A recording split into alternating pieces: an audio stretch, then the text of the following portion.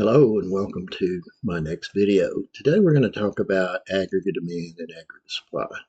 This is a little bit of a more modern model of how we can look at the different measures of economic activity, GDP, inflation, unemployment, and see why it's what it is. So that's one way of thinking about it.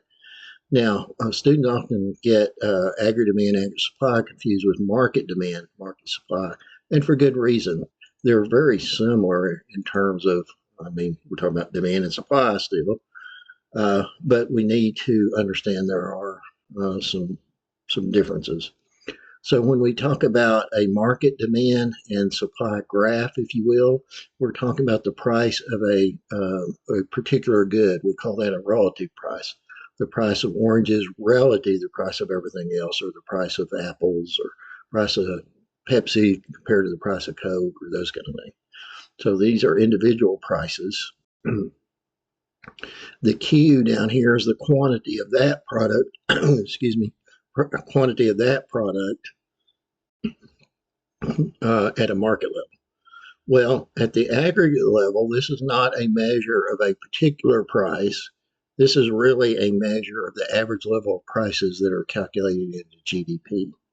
So another useful way of thinking about the aggregate demand, aggregate supply, is that we're measuring what's happening to those overall measures in overall national inflation, unemployment, production.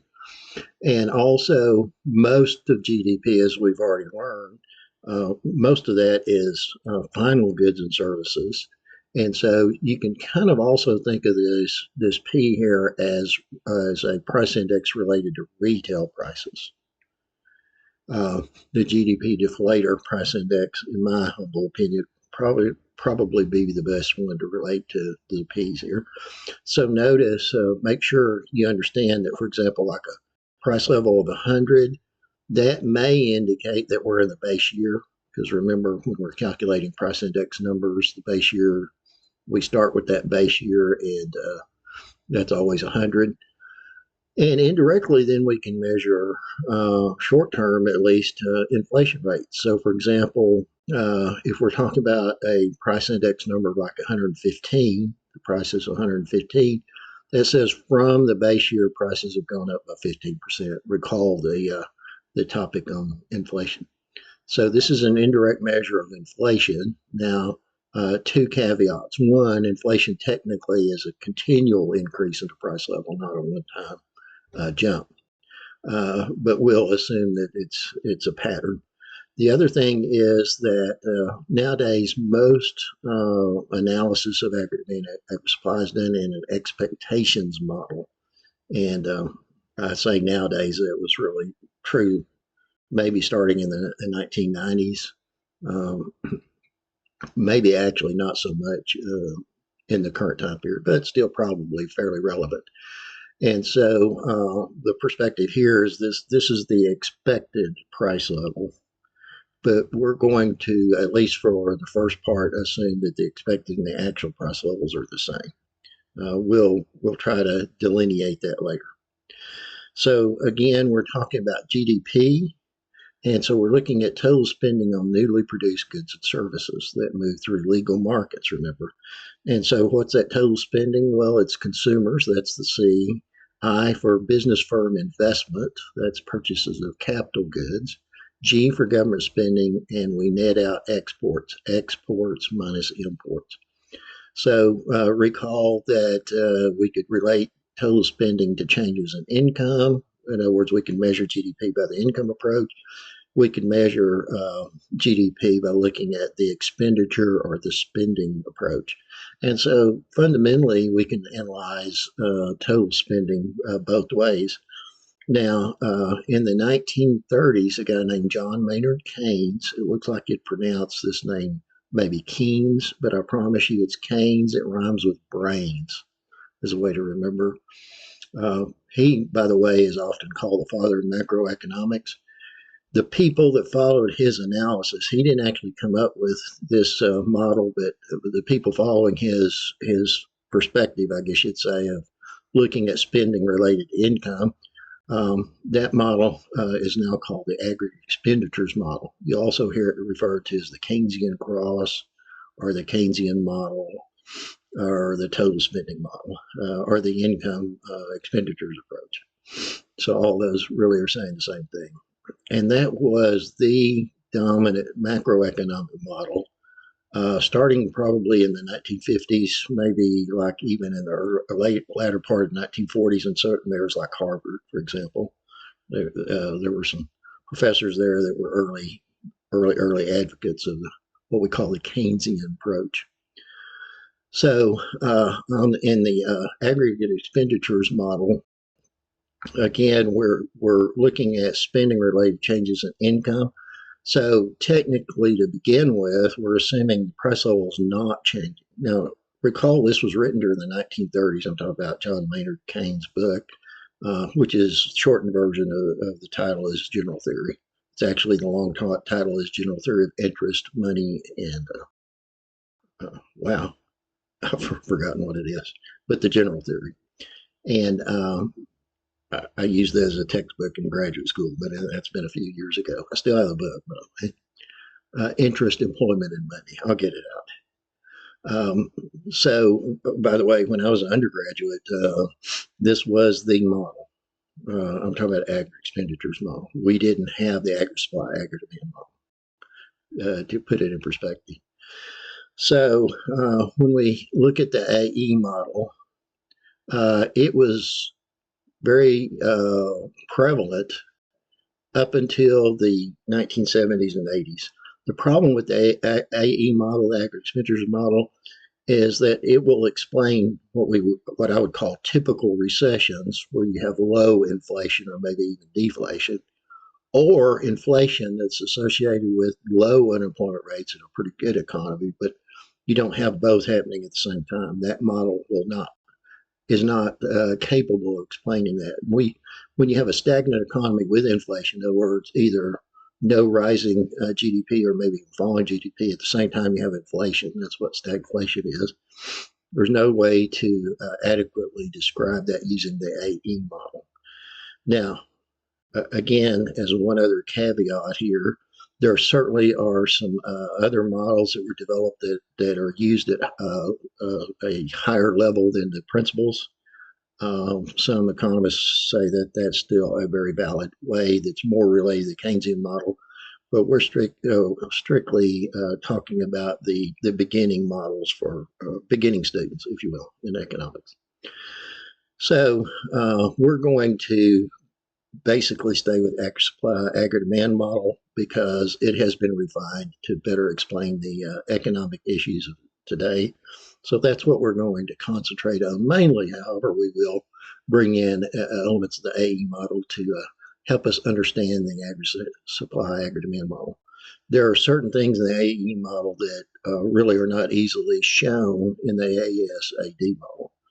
And so I'm going to try to bring that all together. And speaking of that, let's go a little bit of a sidetrack, and this would be more related to the AE model, but we're going to break it into the ASAD model. And that's a very important concept called the marginal propensity to consume. So the idea is if you get one more dollar of income, it's easier to think about marginal as a $1 change or 1 unit change. Then how much are you going to change your consumption by? So that's the MPC. Now we're talking about disposable personal income, DPI. Make sure you understand this is not your gross income. This is your disposable income. So how much out of that are you going to spend? Well, by definition, there's only two things you can do with disposable income. The other thing is you can save it. So there is also a corresponding concept, marginal propensity to save, which would be you get one more dollar of income or $10 or whatever. It's the change in it from your old income to your new. And then how much does that change your saving rate by? Now, since we're talking about disposable income, that's after taxes, then the MPC and the MPS always will equal 1. That's an identity. It'll always be true. Now, some textbooks call the Keynesian model, at least the Keynesian cross model, the naive Keynesian model. But it is very useful for explaining the fact that there is a close relationship between consumption spending, household spending, and disposable income. And so that harkens back to focusing on the MPS and MPC. That's especially true, as I've already stated, if prices aren't changing. Early Keynesians call it sticky prices. That doesn't sound like a good economics term, but believe it or not, that is. I've already told you about this one, so we'll go on from there. And so the typical recession, the typical demand pull inflation, I didn't say demand pull before, but that's what the typical one is. The AE model does a great job of explaining that and the process of how we get to where we are when we go into recession or demand pull inflation. But as I've already stated, cannot explain adequately stagflation. And so it is used very frequently. A lot of economics instructors still teach the Keynesian cross model. It's certainly a chapter in the book. But I feel like the better model is the ASAD model, especially if we incorporate some of the AE models into it. I know, again, we're into an alphabet soup here, but hang on.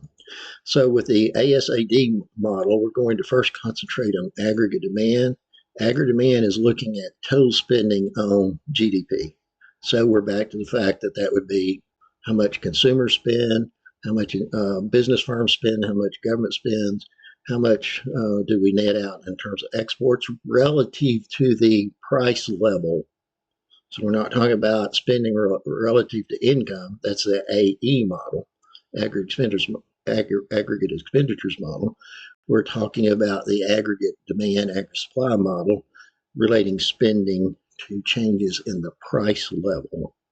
Okay, so the aggregate demand curve, just like a market demand curve, is negatively sloped, but for different reasons.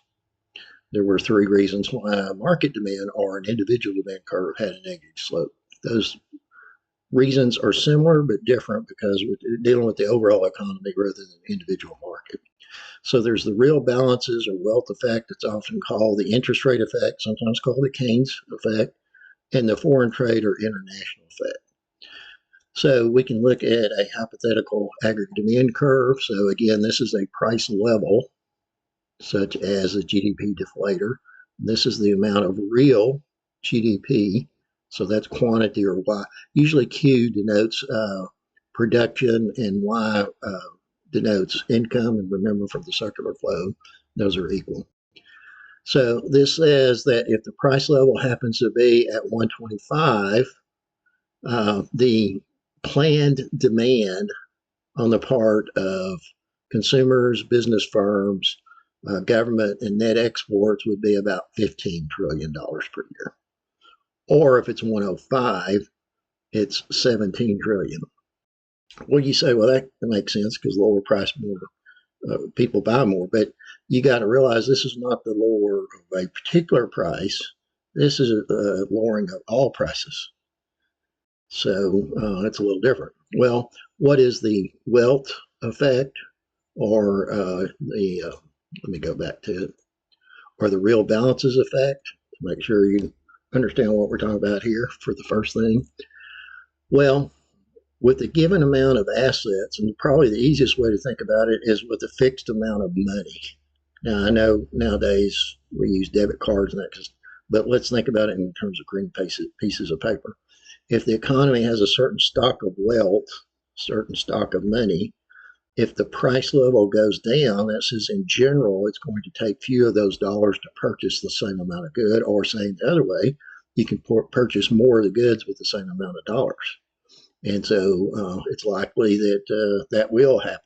So that's one of the reasons for the negative relationship between a drop in the price level and an increase in the quantity of GDP or aggregate demand. So that's one of them. Let's back up. So the interest rate effect, also called the Keynes effect. Well, we saw in the inflation topic that nominal interest rates are related to the real interest rate plus the expected rate of inflation. Well, if the expected rate of inflation goes down, which would tend to be associated with going from a higher to a lower price level, price index number, then that part, that inflationary expectation in calculating nominal interest rates will go down. Other things being equal, interest rates in general will go down. Well, if interest rates are lower, people can afford to buy more houses, more cars, more boats, those kind of things. So that's the interest rate effect. And then the international trade effect is the idea if our domestic prices go down, but prices of the similar goods in other countries do not change. We're assuming ceteris paribus here. Then our exports will be more attractive because they're cheaper, and we will import fewer things because they're more expensive relative to what's happening to our prices. And so that's the international or foreign trade effect. So all of those lend for a negatively sloped agri-demand curve. So we're looking at a change in the price level and the quantity that's demanded of GDP, basically. And so when those are the two variables changing, other things are not changing, then that's a movement along a given agri-demand curve. Recall that's similar to the concepts of a change in demand as opposed to a change in quantity demanded back at the market or individual level. So when you have a shift, something other than the price level is changing. For example, let's suppose the actual money stock increases, or maybe people feel wealthier because the stock market does better, or expectations were more optimistic about the economy. All those would tend to cause a rightward or increase in aggregate demand, or just the reverse if we now are more gloomy about the economy or the lower money supply, those kind of things. That would be a leftward shift. So make sure you understand the difference between movements, that's a change in the price level on a given aggregate demand curve. Shifts, that's something else initially changing. All right, spending multiplier. Now we're jumping back to the Keynesian notion related to the marginal propensity to save and marginal propensity to consume.